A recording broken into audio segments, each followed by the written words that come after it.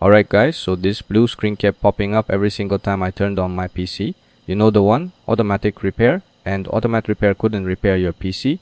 It gives you two buttons, advanced options or shutdown. And at this point I was like, bro, I just want my PC back.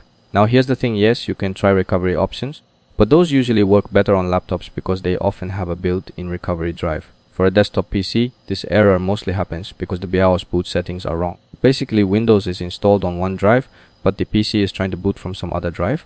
So the system gets confused and throws you into this automatic repair loop. So let me show you exactly what I did. Hold the power button and switch it off completely. Turn the PC back on and immediately start pressing your BIOS key.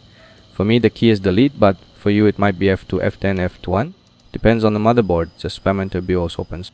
Once we're inside the BIOS, we go to the boot tab. You'll see something like boot option 1 and boot option 2 and boot option 3 and boot option 4, and this is where the problem usually is. And select the correct Windows drive. Your PC might be trying to boot from the wrong disk like a USB, an empty SD, or the wrong partition. In my case, Windows was installed on my WD SSD, so I selected Windows Boot Manager WD Green as boot option 1. Pick the one that matches the SD or HD where your Windows is installed. Disable all other boot options. This part is disable boot option 2, boot option 3 and boot option 4 completely. We only want on a boot option set the correct Windows Boot Manager. Why? Because when all four options are active, the system keeps jumping around trying every boot option. And that's exactly why the PC gets confused and throws the automatic repairer. Step 6, save and exit. Press F10, save changes and restart.